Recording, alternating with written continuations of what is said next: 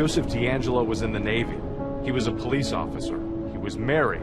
He was like a Hannibal Lecter, highly intelligent, highly sadistic, master manipulator. His first rape attack that we know of, he was 30 years old. This was a man who was clearly living a double life.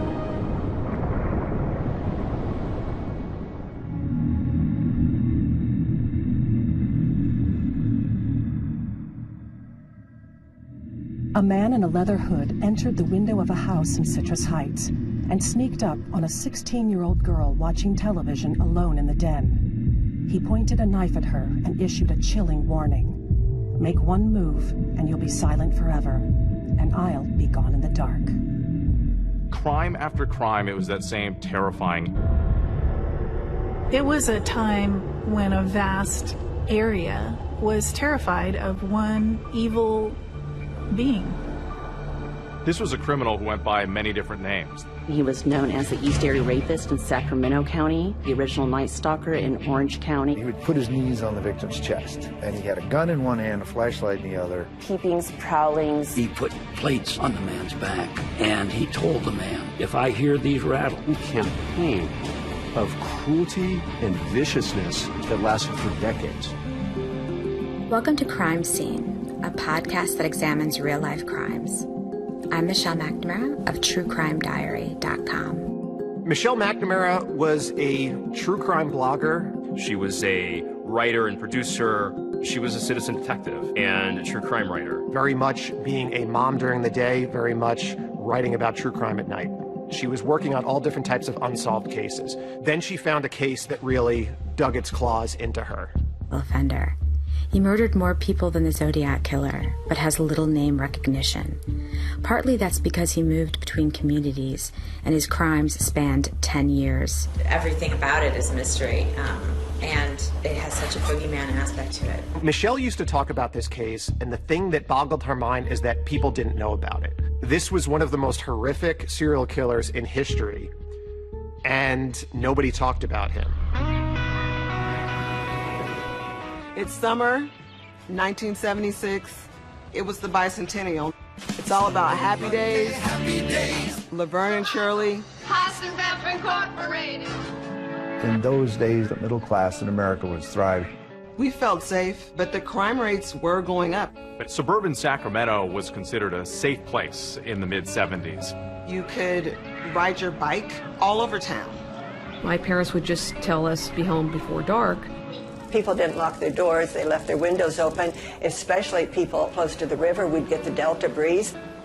Everything changed in the summer of 1976. An attack occurred in Rancho Cordova. A young lady woke up, and there was a guy standing in the doorway. They blindfolded her, tied her up, and then sexually assaults her. This is the first known sexual assault attributed to the man we know as the East Area Rapist. When this first started in Sacramento, a lot of the people didn't know what was going on. They didn't put it in the paper at the time. The press had not yet covered it because Sacramento County Sheriff's Department asked them not to. There was a reason for that. That if you put it in there, the suspect's going to know that you're looking for him. At the time the rape started happening in Sacramento Sheriff's Department didn't have a specialized sexual assault unit. Just whoever had a free caseload, that could take on another case. And so I did not become involved with these cases until rape number 5, when it was Jane Carson. I was 30 years old. I was married with a 3-year-old son. My husband was stationed at McClellan Air Force Base. Jane was a nurse. She was a colonel in the Air Force Reserve. It was about 6:30 in the morning. My 3-year-old son hopped in bed with me for a snuggle. I heard the garage door close, and I knew my husband had just left for work. I saw a flashlight shining down the hall, and I thought, now that's odd, and I screamed out to my husband, "What have you forgotten?" And there was no answer. Then the rapist, all dressed in ski mask and dark clothes, shining a flashlight at her. He told us with clenched teeth, "Shut up, or I'll kill you." He tells her to turn over, and he's going to tie her up. He gags us, both of us. He blindfolds us, and he ties us up with shoelaces, very tight. His next move was to move my son. I was already scared to death, but this is where the fear really took place. All she's thinking about is the life of her little boy and saving him. After the rape was over, praise the Lord, he moved my son back next to me. I could feel his body, and then I was relieved. So we hobbled around to the front fence, screamed for a neighbor. She called the police. And then Carol Daly, the female detective, showed up. And I call her my angel. One of my great heroes of this story is Carol Daly. She was an investigator for the sheriff department in Sacramento. She was asked to go out and interview the victims. Maybe something that the man said, or something that he did to you, or something that you recall hearing. Through that process, she was able to glean a lot of information, like what he would say to his victims. And sometimes he would call out a name. In one of the cases, the victim said that she heard him crying and saying Bonnie. For years, detectives didn't know what to make of this name. Who's Bonnie? Bonnie was not a victim, but a mystery woman at the center of the case. Bonnie was the girlfriend and then fiance of Joseph DeAngelo. One of the first women to get a real glimpse of the psychopathy behind Joe DeAngelo was Bonnie Caldwell. She's 18, really smart, going to a community college studying nursing. And she's in the middle of the quad, and this older guy ambles up to her and begins a conversation. Bonnie talked about her relationship with Joe DeAngelo in the HBO docuseries All Be Gone in the Dark. He was very gregarious, outgoing to all my friends. We'd been together close to a year. He gave me a high solitaire engagement ring. And he told me that we're going to be married. They were both students at the time. He was studying criminal justice. So Joe was someone who initially was impressive to Bonnie. He was exciting. He had a motorcycle. He taught her to shoot. But the longer she dated him, the more trouble began materializing. He takes her on thrill rides. And this is where the relationship starts to show its hand with Joe. Joe, without saying a word to me, just turned right, went down a very steep bank that I had no idea what he was doing. He's obviously thrilled not just by the speed, but he's thrilled by Bonnie's terror. The rules were never for him.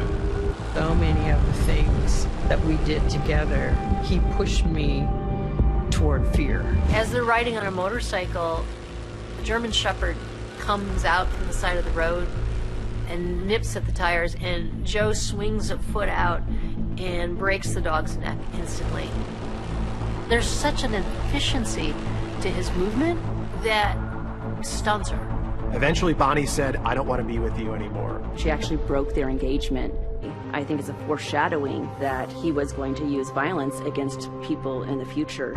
Bonnie breaks her engagement with Joe DeAngelo, and within just a few years, strange crimes start happening. And now he's the king of the house.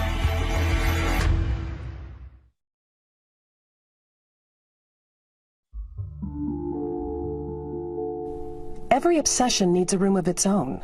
Mine was strewn with coloring paper on which I'd scribbled down California penal codes in crayon. It was around midnight on July 3rd, 2012, when I opened a document I'd compiled listing all the unique items he'd stolen over the years. He would take mementos, almost like they were trophies from inside the home. He would steal rings with engravings on them. He stole driver's license. He stole photos from albums. There is a fantasy component about these crimes. I still have a part of you. I have your jewelry, I have your driver's license, I have, something that means something to you. Here, attacking women and girls. First in East Sacramento County. This place meant something to him. He attacked here first and kept coming back. Was it home? Some of the investigators, especially the ones who worked the case in the beginning, think so. We were always trying to figure out why victims were chosen and why the locations were chosen. For Joe D'Angelo, this was his home, right in his own backyard. He lived in 3 or 4 houses in this exact same area where many of the rapes were committed. He grew up in Rancho Cordova. He was familiar with the playgrounds, the schools, the empty lots. This is the home of the first documented rape that occurred in Sacramento County. He was very agile. He could jump over fences. He knew which way to go from whatever neighborhood he was in. He knew the best way to get in and out. He knew this area like the back of his hand. He grew up there. We met Joe when he was 13 years, shared a duplex. The girl who became very close to him at the time, Judy, described a very lonely boy. He was missing a family.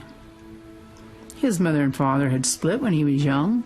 At a very young age, he was neglected. He and his siblings would be locked in the closet and then beaten by the father.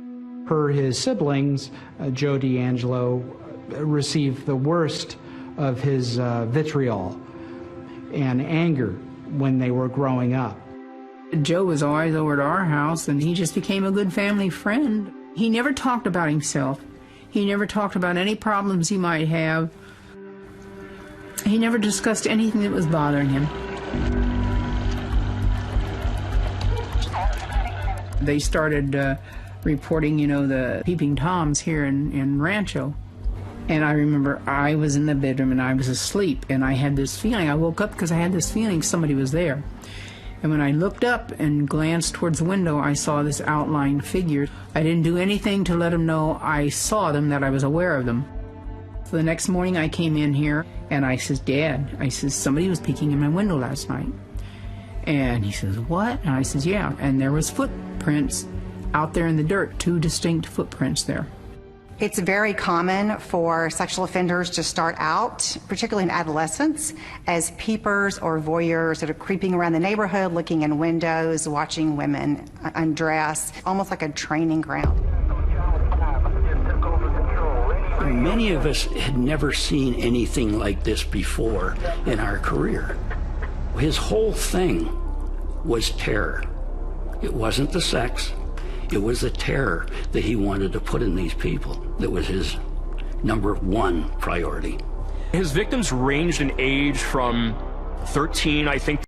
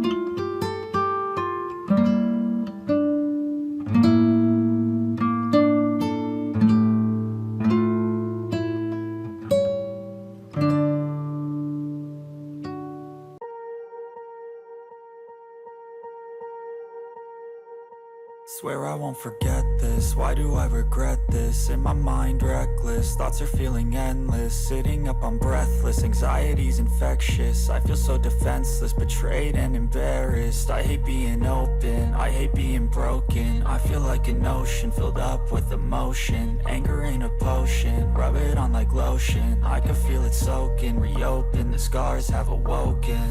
I can't move on till I let go. I feel so lost, never at home. Need to be strong, every breath hold. Cause I can't move on till I let go. I can't move on till I let go. I feel so lost, never at home. Need to be strong, every breath hold. Cause I can't move on till I let go.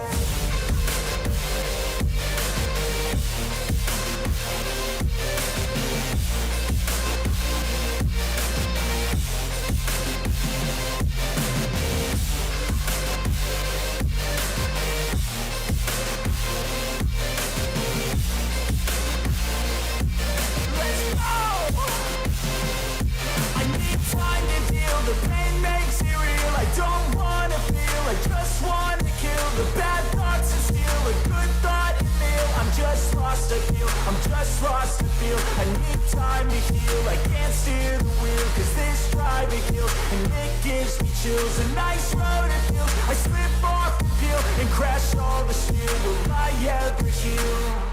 I can't move on till I let go. I feel so lost, never at home. Need to be strong, every breath hold. Cause I can't move on till I let go. I can't move on till I let go. I feel so lost, never at home. Need to be strong, every breath hold. Cause I can't move on till I let go.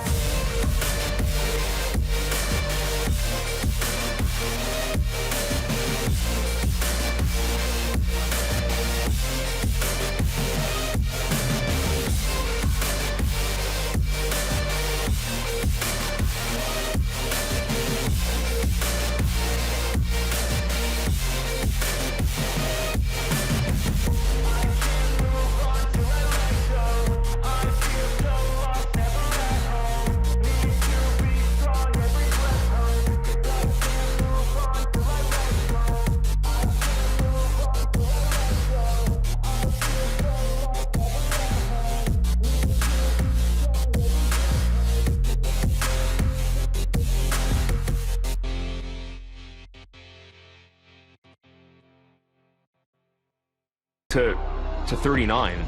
Out of the first 10 attacks, 6 of those were juveniles. Oftentimes, sex offenders or sexual serial murderers will start out with, I guess, easier victims that are younger, that are more vulnerable, victims that he can control. My name is Chris Pedretti. I was 15. I was a kid, just a normal kid, cartwheels in the front yard, and really not a care in the world. It was not ever even a thought that our world might be unsafe. So it was a week before Christmas. She'd been left home alone. I was supposed to go to a high school dance, and it was the last day before Christmas vacation. I put a pizza in the oven, and I went to go play the piano. I remember hearing a noise, and I stopped playing and listened. Didn't hear it again. No, it was nothing. So I kept playing. It was very shortly after that, probably seconds, that he approached me. She turned around and she saw a man in a ski mask. I froze. The brain stopped thinking at that point. I mean, I just went straight into survival mode. I don't remember thinking at that point anything other than kind of turning into a robot. Just do what he says, do what he says. It was like Chris had left the body, and it was just the body left. That individual led her to the back patio. She tied her up. I didn't know about rape. I certainly didn't know about sex. What he did to me, what he took from me, I can't ever get it back. He kind of ruined my childhood. You know, he took it away. Everybody knew something was going on, but nobody knew exactly what. The sheriff decided that we would hold community forums. I had no idea there were going to be several hundred people that would show up. If we have a gun, could we shoot him? Knowing what I know about this man, if I had a gun, I definitely would shoot him. And I would not shoot to injure, I would shoot to take care of him. He liked this. He liked the police being on edge. He liked the town being on edge. I have a gun, but I still don't feel safe being, at home alone.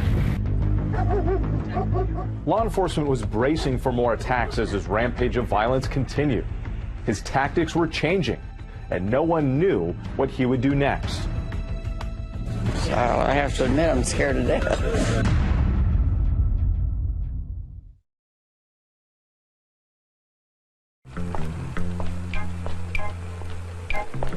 The young girl made one bad move after another.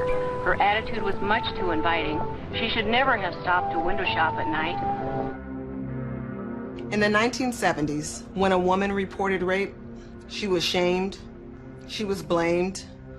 Often she was ostracized by her own community. Rape cases really weren't considered serious. They were misdemeanor. You had to make an arrest within a victim's fault. Rape was such a prevalent crime back in those days that there were multiple serial rapists operating in California.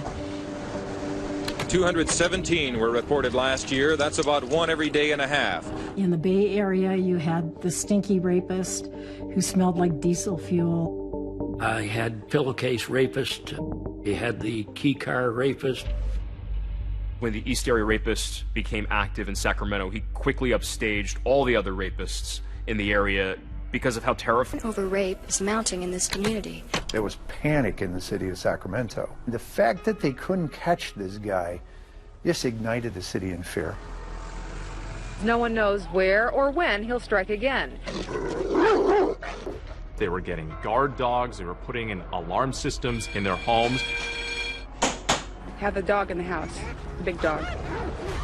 The worst thing is not knowing. All you can do is take every possible precaution and then hope that he gets caught before he gets to you.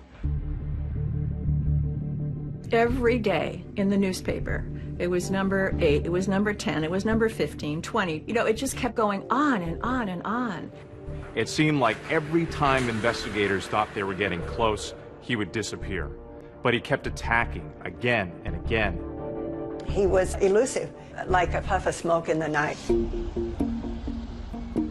Detective Carol Daly wanted this serial rapist behind bars, and she was relentless in her pursuit of him, but constantly frustrated by the fact that they couldn't catch him. The officers in this department are working on this case are frustrated because there's just no evidence to give any firm lead. We're doing everything humanly possible to catch this man. He was a phantom. Descriptions ranged pretty widely. One person thought he was Hispanic. And now all of a sudden, he's blonde hair, blue-eyed. There are like 8, 9, 10 drawings of him. And they have completely changed. The best descriptions that we had were his height and his possible weight. We knew he wore a size 9 shoe. When the police were taking the victim's statements, many of the women described his penis as being very, very small. We said, all right, if he is so underendowed, we went to a doctor who specialized in what I would call infantile penises to see if he had any patients that came in, and we didn't have any luck there. It's a very serious situation. I think it's very dangerous. The last thing I think of when I'm going to bed is I look at the doorway in my bedroom and I think that he could be standing there. Detective Daly was following every lead. We filled out a long background form for the victims. Where did they go to school? What did they look like? What age were they? What was their build? There was no pattern among any of the victims. Because he was just prowling. He would see them and follow them home. Margaret Wardlow, she was just 13 years old when she was attacked by the East Area rapists. Margaret was probably the strongest young victim I have ever talked to. Growing up in Sacramento was great. Where we lived was ideal. It was right next to the American River. Go down there with my dog after school, go fishing. Totally felt safe. Margaret had a curiosity about her. She wanted to know about the East Area rapists. I was a reader of everything I could get my hands on that had to do with this individual. Like, what was making this guy tick? Why was he doing this? She herself became a victim. I believe there was a pre-wired strength in her mind that helped her survive this attack. It was a school night, just my mother and myself. I went to bed at like a regular school night hour. I was awoken about 2:30 in the morning with a flashlight in my face. I thought it was a joke. I thought my mom had asked him to like come in and wake me up and scare me or something. As he tied her up and then went into the mother's room. And put plates on her back as a warning device. He did that with so many of the victims when there was more than one person in the house. If he heard anybody moving, he was right back and told them, don't move, I'm gonna kill you, I'll kill you. Putting the dishes on someone's back, he knows he has to do something, either hurt them, flee. So as much of the bravado as he's trying to convey, he's scared of the physical confrontation. A little voice inside of me said, you know, you get out of a lot of stuff, Margaret, but you're not going to get out of this one. The whole time he'd been threatening me. He'd been saying, do you want to die? He wanted fear. He wanted to see fear in me. This is your psychological sadist. He is enjoying controlling that woman like that. This guy was so beyond the pale, and that was why Michelle was so interested in him, is because he was so frightening. The way he walks around people's houses and the way he destroys them and sort of hangs out and eats, there's something so psychologically fascinating about that to me. It's like he got to the emotional center of people's lives and just wanted to destroy that. Michelle caught the bug. She started going down the rabbit holes in this case. At this point, instead of writing a book, she was investigating the case. I'm obsessed. It's not healthy. I know the strangest details about him. I know his blood type. I know his penis size. He vaulted fences. He escaped foot chases. But I believe it's the rare moments when he was human that will be his downfall in the end. As time went on, this East Area rapist started to crisscross Sacramento, attacking women home alone or women with their kids in the middle of the night. He seemed to be expanding what his capabilities were when he was carrying out these crimes. He became much more aggressive in his tactics. He did more horrible things than I can even describe. This tells us that the offender is adapting and learning as he is committing crimes. He really messes with people's minds, both the investigators and the victims. Part of the thrill of the game for him was a kind of connect-the-dots puzzle he played with people. He stole 2 packs of Winston cigarettes from the first victim and left them outside the 4th victim's house. Junk jewelry stolen from a neighbor 2 weeks earlier was left at the 5th victim's house. It was a power play, a signal of ubiquity. I am both nowhere and everywhere. You may not think you have something in common with your neighbor, but you do. Me.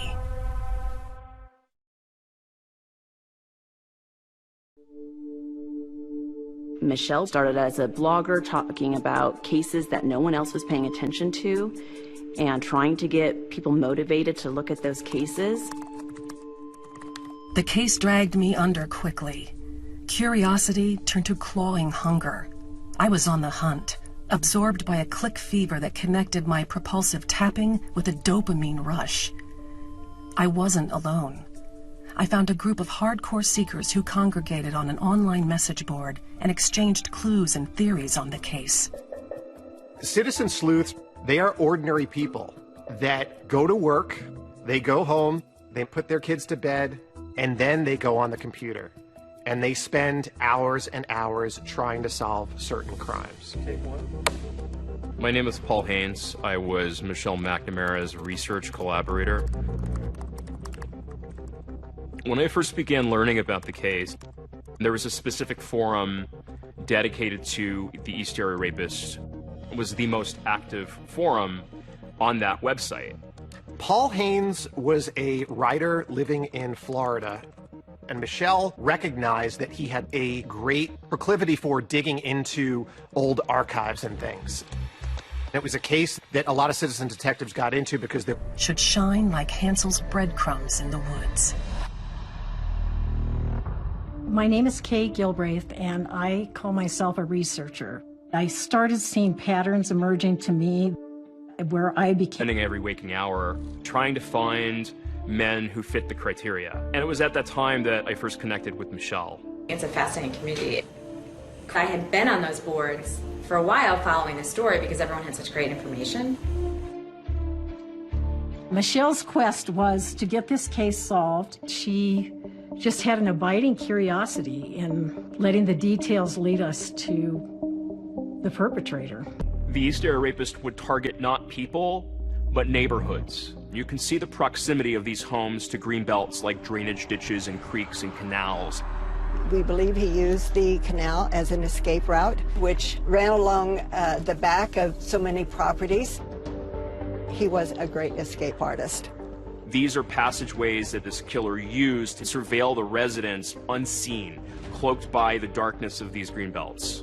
He was able to look over those fences, look into those homes, look at what time people ate dinner. I mean, he knew what time the husband left. The Sacramento Sheriff's Office has invested more than 40,000 man-hours in the search for the East Area Rapist. Sacramento would have a helicopter up in the sky, and they all knew it was because they were chasing the East Area Rapist. It was terrible. It was terrible to hear that. He left Sacramento because of that helicopter. And then these things started up in the East Bay of San Francisco. There are two things known about the rapist. One is he has never been caught in a home where there was a man present. The other is he's never been in a home where there has been a big dog. The East Area Rapist worked on challenges. Everything he saw in the paper, if we said he didn't do something, he did it the next time. When the newspapers reported that he was just attacking single females, he took this as a challenge.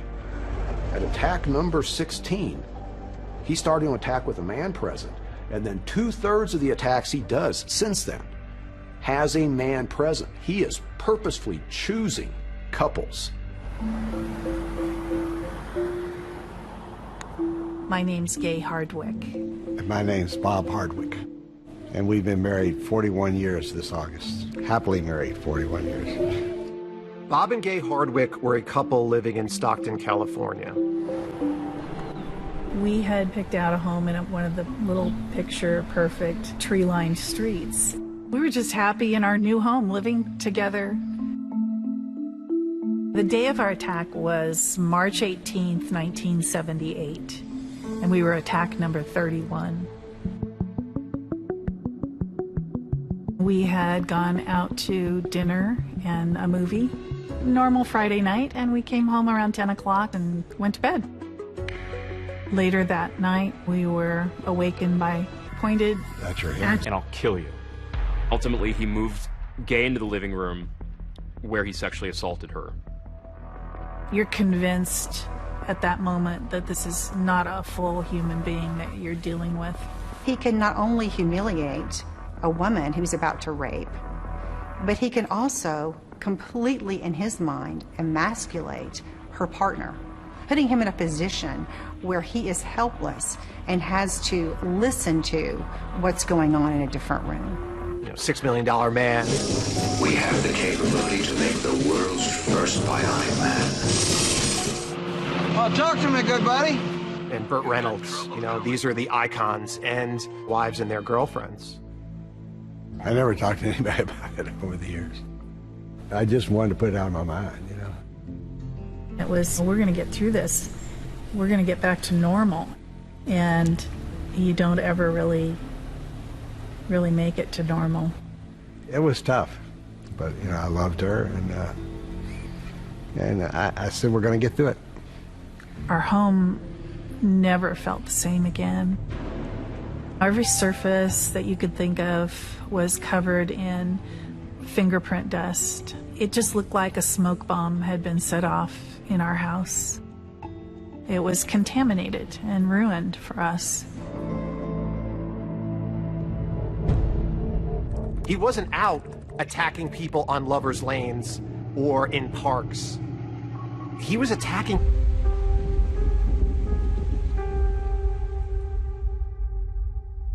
After the East Area Rapist would terrorize these women, sometimes he would call them and taunt them. Hello? Hello?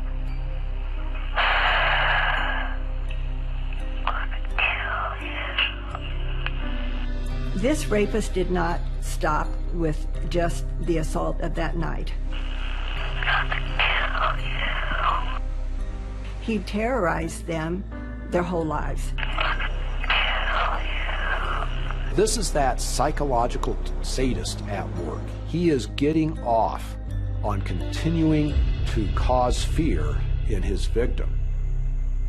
Larry Crompton is a retired lieutenant for the Contra Costa Sheriff's Department. He may be caught one day. Very, very optimistic.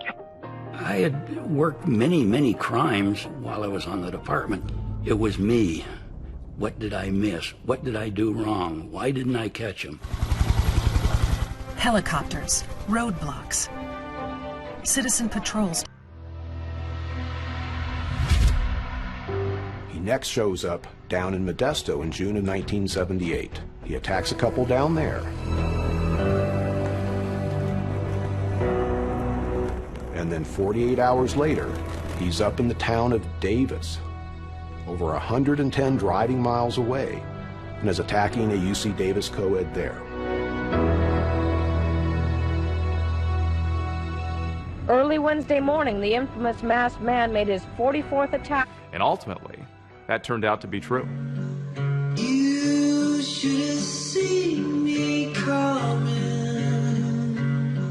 One of the things that's important to remember when you're looking at Joseph D'Angelo is he actually graduated with an associate degree in police science. He had told Bonnie that his aspirations. And he studied crime scene. He went to Northern California, and he applied with the Auburn Police Department and was hired there. And then that's when he started his rapes. He actually started out committing crimes as a teenager. At some point, he even blew up a dog with a firework, killed the dog while he was committing a residential burglary. You should have seen me coming. It makes sense that somebody who has a need for control, wants to be in power, would be attracted to a position that... He's got to be in law enforcement. The first clue is freeze or I'll shoot. We felt so strongly. The human body. We found out that fingerprints stayed on the skin. Don't talk about this on the radio. These blasters all over the place. Just a couple of days later, his gloves never came off. There's no question he knew what we were doing. The police have one last bit of advice, and that is don't panic, because that alters your judgment. And by the way, that advice goes out to anyone in the Bay Area, not just the people of Concord, because with this guy, the next rape could be anywhere. Michelle was a mother and she was a wife. And when she took this book on, this investigation became her life.